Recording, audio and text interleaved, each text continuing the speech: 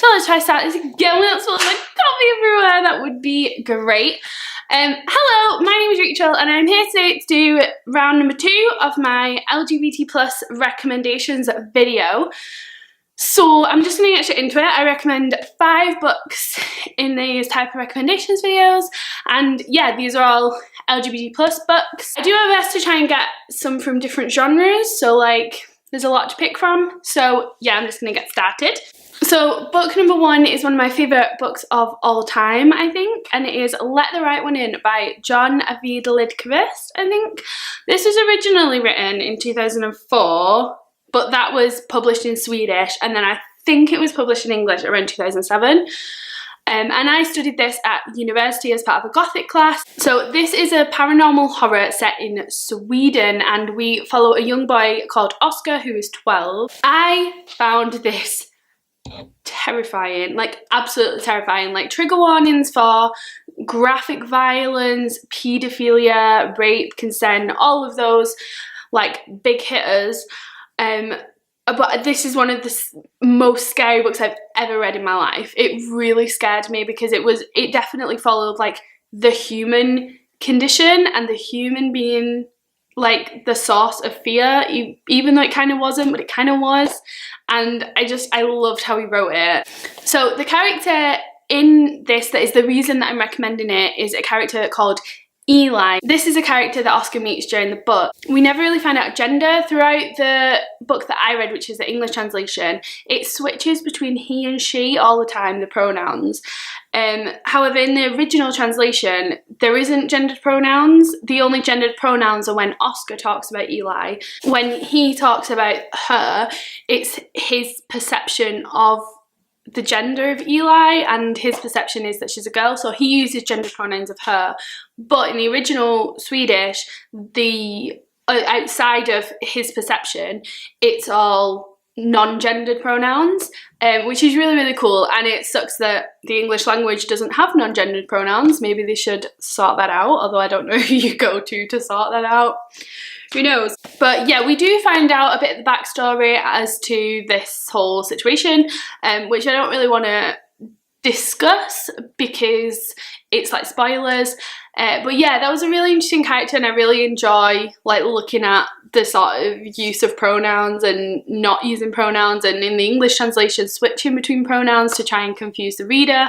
And yeah, this is just a fantastic book. It's so good. I love it so much. I have such a problematic view of one of the characters. He kind of has some desires that are like disgusting really to us as a society, like you would get put in jail for those, but it kind of humanizes him by showing him trying to go against these desires. And I really love this book. I love it so much. That's why I wanted to recommend it first.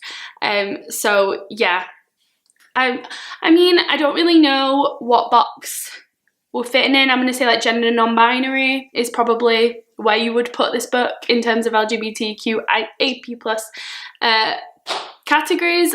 But yeah, I wanted to recommend that one because it's just a personal favourite that I really enjoy, and it does have a little bit of LGBT plus rep in it. Well, this character is one of the main characters, but obviously that's not like a main part of the plot. So yeah.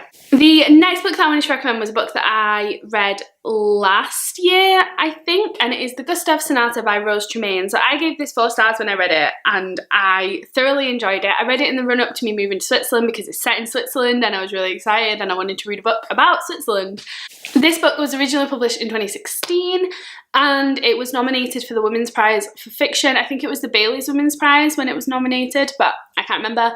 This is historical literary fiction, and we see a lot how the Second World War affects our characters in the novel and the places where they are, and Switzerland mainly. We follow a boy called Gustav as he grows up, and his Jewish friend Anton, who he is very close with.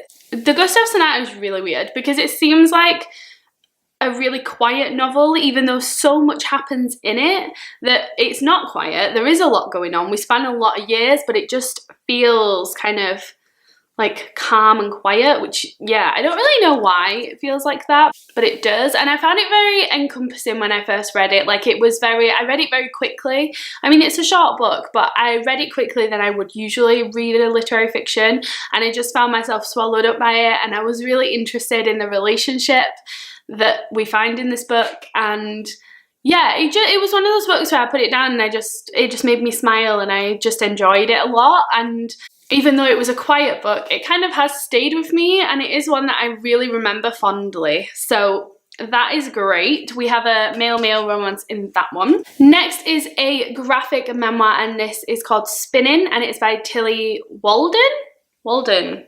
Yeah, Tilly Walden. Now, this was published in 2017. This is an Own Voices book, and it is the memoir of Tilly Walden as she is younger and kind of growing through her teenage years. We follow mainly her as a figure skater, because this was something that she was very involved in when she was younger, and we follow her kind of starting to question her sexuality and, you know, realizing she might not be straight and coming out and all of those sorts of things.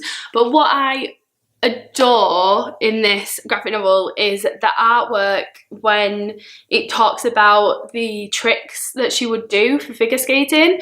So whenever they talk about any spins or anything, she draws out like mathematic equations and the angles and everything of like how her feet would go. I'll see if I can insert it, but it is so beautifully amazing how she like draws that whole section, and I really enjoyed that. I will say at times I found this graphic novel a little bit distant, and I found it hard to connect to Tilly in it.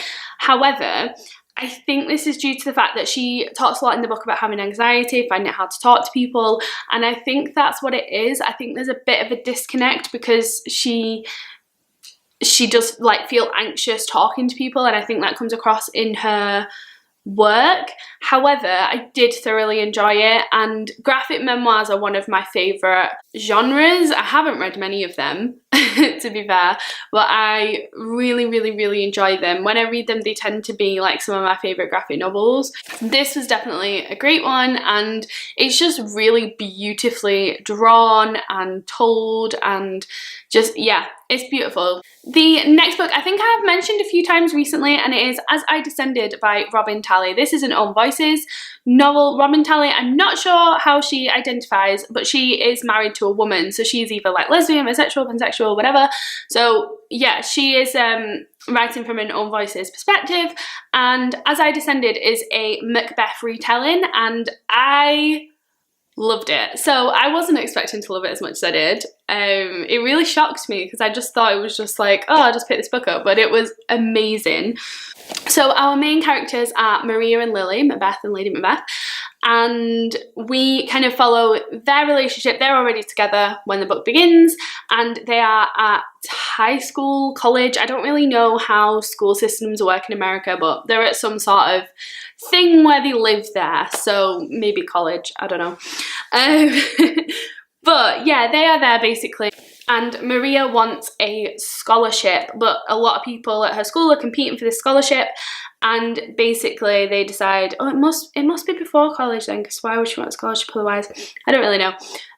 But she basically really wants it, and her and Lily come up with this plot to try and take out some of the other people who want this scholarship so that she can get it. Now, I thought this wouldn't go in as hard. Like, I thought, oh, okay, we're not going to have people actually die in this because it's a YA and a retelling. They're probably just going to, like, I don't know, bump their head or something. But no, they, like, properly followed through. We have people dying. One of the things that I loved is that there's this kind of haunting going on where they are, and these like ghosts and Ouija boards and stuff like that are used in the way that the witches were used in Macbeth, and I really liked that parallel and how that worked.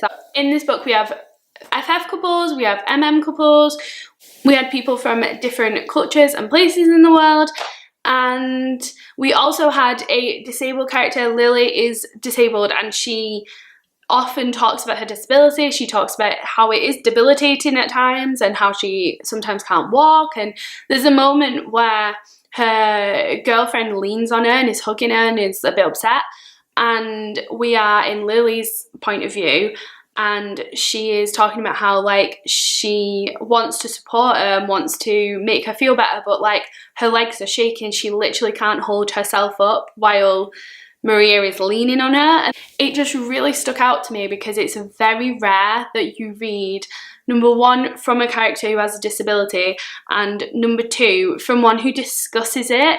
It's not just thrown in. I feel like, especially nowadays with like mental health awareness, sometimes there's this tendency to kind of throw things in and then not discuss them, or use them more as a plot device than as a part of a character. So say someone has anxiety, they'll throw it in and use it as a way to make them, you know, too anxious to go on a date, and it's all about the like how it affects the plot. Whereas with this, it was just that's a part of her character, and yeah, that was just who she was, and I really enjoyed that. I thought it was a really good way to do it, and I haven't seen a lot of disabled rep done that well. So yeah, I really enjoyed it for that. It was a really fantastic book, and it did really surprise me, especially for YA. I'm not a massive fan of YA, but this one I really was a fan of, and I'm so excited because Robin Telly has another book coming out this year, and there's lesbians in it, and I'm so excited. It's going to be great. And then the final book that I wanted to mention is called Moonstone, and it's by Sion. I don't really know how to say that, even though he's simplified his name, because his actual name is a lot longer. It's like 3 names and it's a lot harder to say, so he simplified it to Sion, and even that I can't say. This is a novella. It's quite a small book, and it was published in 2013 in Icelandic and then published here, but it was translated by Victoria Cribb, and I really enjoyed this book. So it's called Moonstone, but there's like a tagline, The Boy Who Never Was. Before I even start talking about it, this book is sexually explicit, very, very, very sexually explicit. So if you are not into that sort of thing, I would steer clear, because I didn't even realise the first scene. I think it took me till I got to the 2nd or 3rd page to realise that it was someone giving someone else a blowjob, described in extreme details, to the point where I didn't actually know what was going on at the first. So yeah, very graphically explicit. But we follow a 16-year-old boy called Manny Stein, I think he's called, and he is queer. We never really find out what he is, whether he's gay, bisexual. It kind of seems like he might have feelings for a girl, but he definitely sleeps with a lot of men.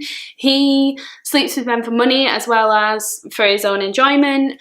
And the story takes place in Reykjavik in 1918, when there is a outbreak of the Spanish flu. So already there's like hatred for LGBT plus people, and then on top of that you've got a flu that is obviously contagious.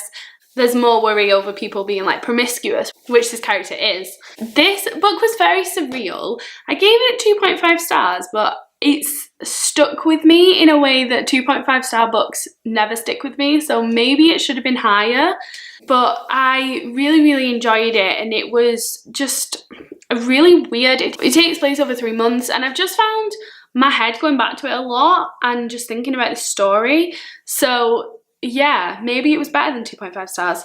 But this is a great book, and it's a great work of translated fiction. There's some more I want to try. I think there's one, it's called like Blue Fox or something, and that's another like small book that I really, really want to pick up and see how that one is. So they are all my recommendations for this 2nd edition of my LGBT plus recommendations. Yeah, thank you very much for watching. I would highly recommend all of these books, and if you have some to recommend to me, please leave them in the comments below, because I love gay shit. Thank you very much for watching, and I will see you in my next video. Bye!